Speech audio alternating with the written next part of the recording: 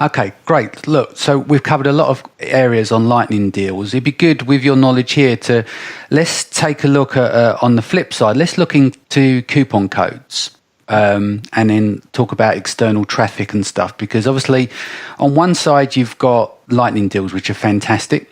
They stimulate rank, but you can't nest them down as much in terms of using a storefront URL, in the sense that you can't do a granular level on keywords, although it's a benefit.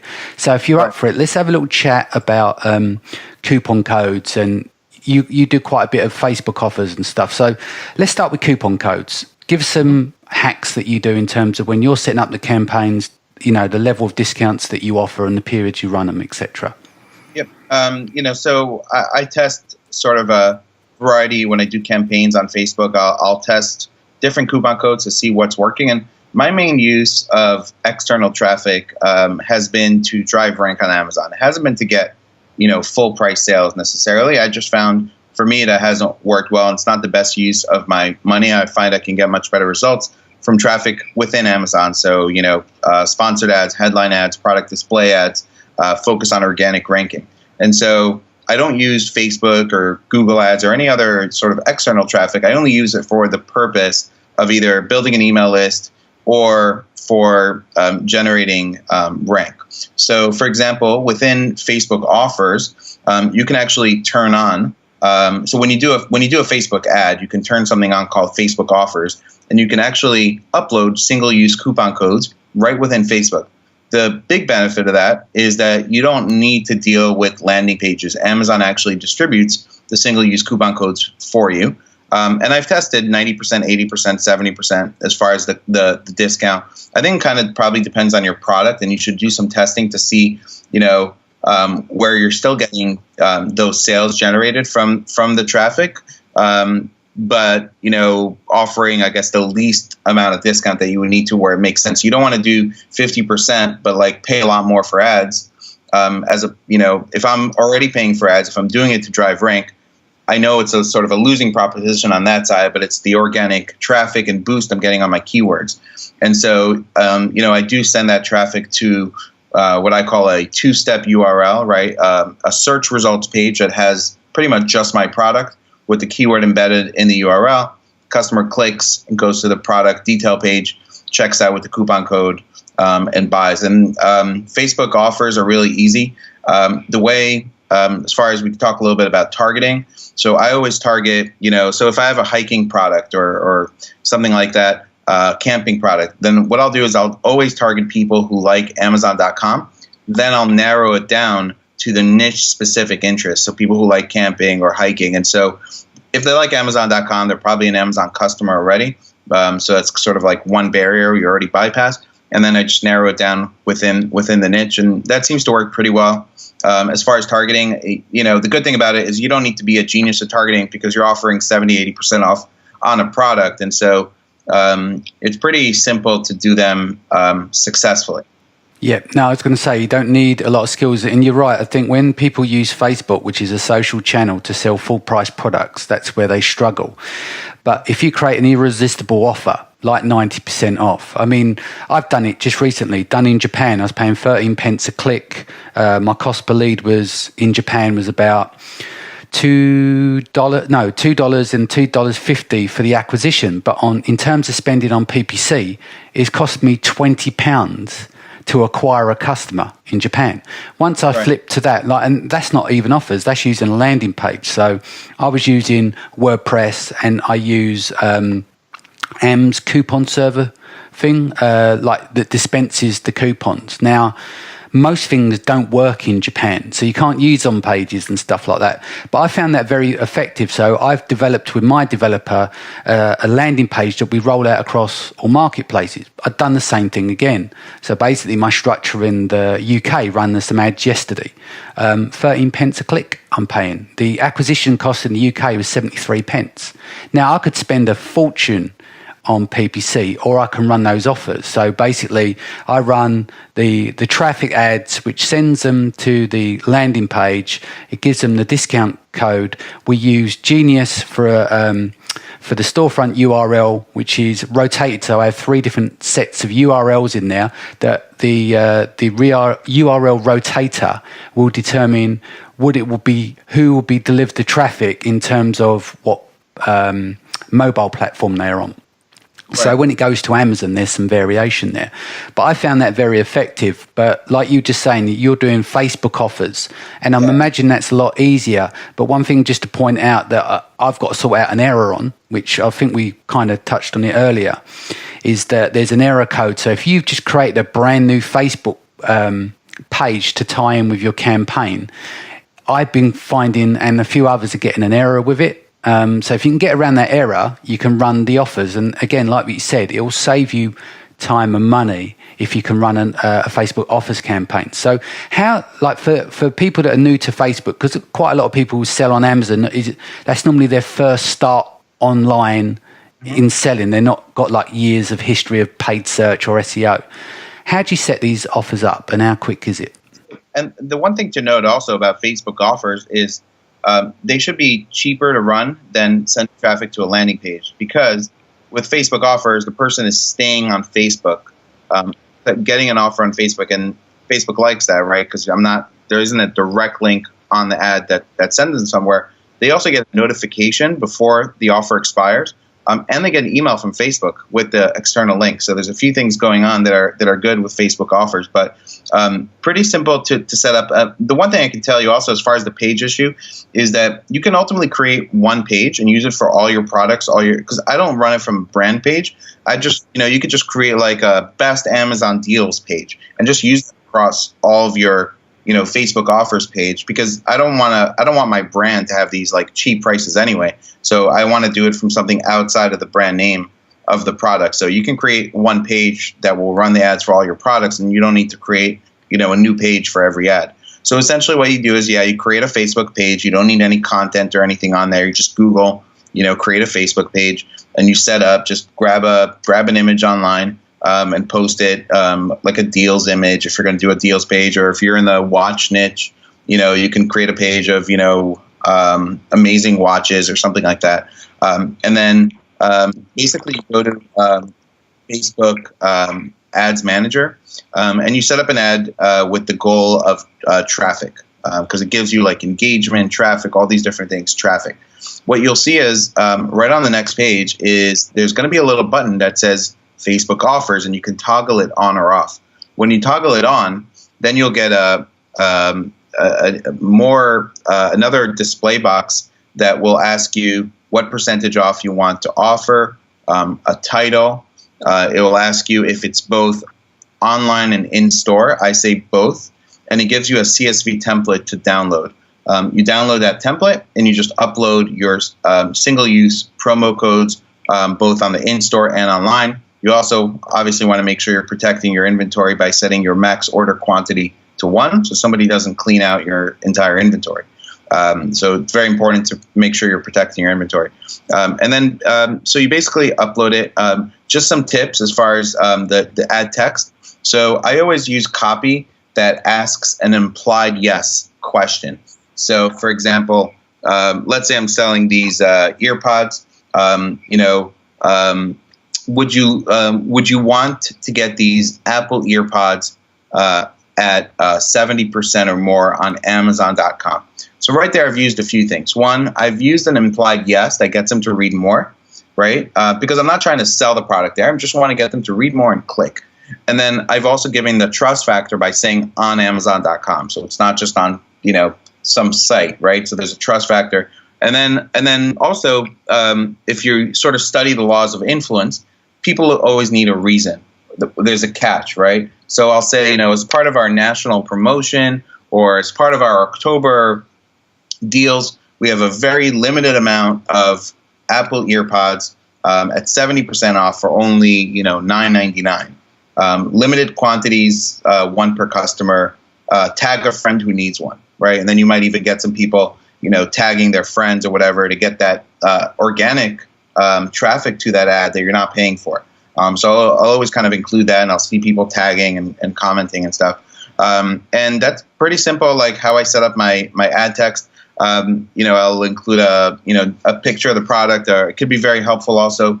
I use like Animoto.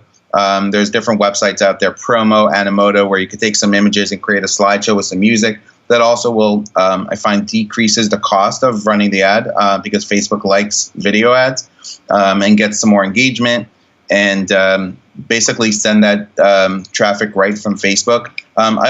So you always you set an expiration on these things. So I usually will set the expiration like 2 days out at midnight, and I'll run the ad. I'll set an amount of offers that I want to give away, and then if it's run successfully well, after those day or two where the offers are taken, I'll just duplicate the ad set so that I don't have to set up the ad again. I just duplicate the ad set and go in and edit and just upload a new CSV with new coupon codes and change the expiration date to kind of like 2 days out from that date. And that way, if I want to, I can give away units over like a 5 to 7 day period. But I never want to set that expiration date that long because I want people to, take action on that coupon code. So that's kind of how I set it up. And, again, it doesn't, you don't need to be, I'm certainly not a Facebook ad expert or anything, but these are pretty simple. And when you're giving away such a deep discount on a product, the conversions should be there. Yeah. And so let's break that down a bit more. So how are you calculating this in terms of determining your giveaways? You said 5 to 7 days, which is fair enough. Now, what are you doing in terms of working out how many units you should give away per day and how you're addressing that? Are you pausing the campaigns on a daily basis in the sense that you reach a threshold of the amount of coupons you want to give away? What are your calculations there? Because obviously you've got the offers and then there's people that take up the offers, and it's trying to work out that balance between getting your position on page one and how many giveaways you should do a day. So what's your calculations here? So there's a few things you need to take into account. One, not all people who take the offer and grab the coupon code will actually go to Amazon and buy the product. So you figure maybe 60% of people who grab the coupon. So you always want to give more coupon codes than you think people are going to actually, more coupon codes than you need to, because not everyone's going to use the codes. The good thing about these Facebook offer campaigns is because you're uploading a CSV with the coupon codes, when all the coupon codes are taken, the ad stops running. So that's a good thing because you're not going to be paying for ads without coupon codes. Unlike a landing page where if all the coupon codes were taken, you need to pause that ad because there's no connection between the two talking to each other. So the way I kind of calculate it, so I'll usually do, I'll give away more coupons than I need for like a couple of days. Then it'll stop running, and then I'll duplicate it and keep running it. Now, the way I figure out how many coupon codes I need to give away is I look at my target keyword. So let's say I'm targeting barbecue gloves. And so I look at the first page on Amazon. I use the market intelligence tool from ViroLaunch. And I'll run, or if you're using Jungle Scout, but I like market intelligence. And I'll look at the first page and I'll look at the sales, right? The amount of sales that the sellers on the first page are generating on a monthly basis. Now, I generally won't, try to match what like the one or two person is selling. Like if they're selling 3,000, but the next 4 or 5 are selling 600 units, 700 units, I kind of base it on that. And then I also take into account that not every sale they're getting is being generated through that keyword, right? So if somebody is selling 700 units a month and they're on the first page for barbecue gloves, those sales are not all coming from just barbecue glove. So if it's a major keyword like that, I'll guesstimate that maybe 60 to 70% of their sales might be coming from that one major, because it is a major keyword.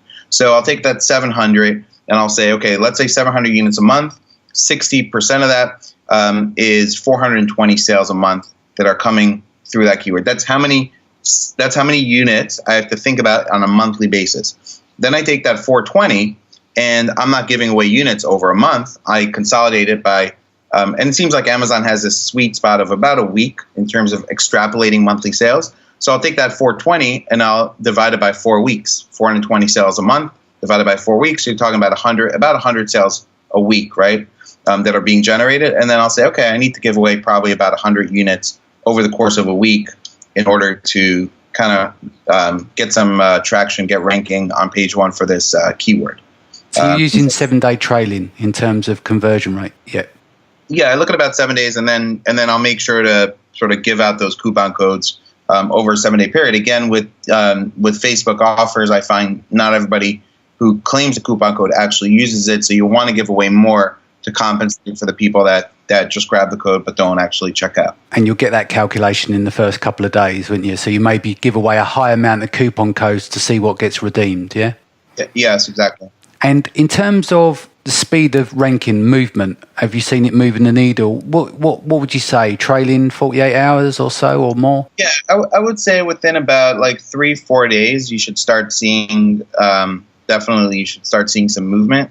And, you know, the biggest determining question that you have to consider, it's easy to rank, let's say, on the first page for a keyword. It's not always easy to stay there. So, you know, what you have to look at is, you know, how many reviews does your product have, and how many reviews do most of the sellers on the first page have? So if you have a new barbecue glove, or if you have 5 or 10 reviews, and everyone on the first page has like 1,000 reviews or more, chances are after your promotion is over, customers are not going to click on your product. They're going to click on somebody else's, and then you're going to fall off the first page. So, you know, the trick about, you know, figuring out the keyword is you want to figure out a keyword. Yes, I can rank for it, but also, you know, how can I really stay competitive after the promotion is over to, you know, sort of stick the landing and make sure that you stay there. You want to go on keywords that you think, yeah, you know, oh yeah, there's a bunch of sellers on this page with 20, 30 reviews. You know, my price is competitive. Maybe my listing, or I have a bundle or a bonus, and my listing is a lot better than other people, or something there that's going to say, okay, there's good reason why I may stick on the first page after. And if it does well, then go do another launch for another keyword. The other thing you've got to take into consideration, and this is an old phrase from the music industry when you're remixing records, they say you can't polish a turd. Okay, now, right. I know that as sellers, we can get involved and fall in love with our own products. But if you've got a shit product, no matter amount of visibility you create through ranking, it's no guarantee it's going to stay there. So I think what we always have to come back to with Amazon, like I'm a big believer, is that you don't need thousands of reviews. It tops out at a point. Yeah, I mean, we had Brad Moss on the show a few months back. They'd done an internal investigation in Amazon, lots of data, and they worked out optimal. You're looking 21 reviews at a 4.5 and above. After that, you start getting diminishing returns. So, sure, I'm sure there are super competitive areas. But like you said, if you've got one review and start to rank and everyone's got 1,000, you may struggle. But I think if you've got 20, 30, I think you'd be okay. But then it's going to come down to your price, your image, and your product as well, isn't it? So that's the key thing, guys. When you're listening here, it's actually, ranking can be quite simple. I mean, it sounds complex, but it's quite simple when you put it into action. The problem you've got is always going to come back to you. Do I have a good product? Can I be honest with myself? Right. And, you know, you really need that strong foundation before you do the launch. So don't wait after launch to optimize your images or copy or whatever. You want to have a really solid foundation before you launch a product, obviously, so that once you are ranking, you have the best shot of, you know, staying there. Excellent. Well, look, let's wrap that here. Let's get you back on in the next few months. How can people reach you? Like email address, consultancy, etc. What's the best way to contact you? So you can reach me, Liran, Liran, at amazingfreedom.com. We also have a podcast, and we have a Facebook group, Amazing Freedom Amazon Seller. So it's a free group you can join. And I'll probably be the only Liran on Facebook that you'll find. Maybe I'll have some friends in common. So you can reach me. I'm always in a variety of Facebook groups talking Amazon. Again, thank you very much for your time. Again, guys, thank you for joining us today. Don't forget to like, subscribe, and click on the bell below. We will be back next week. Liran, thank you very much.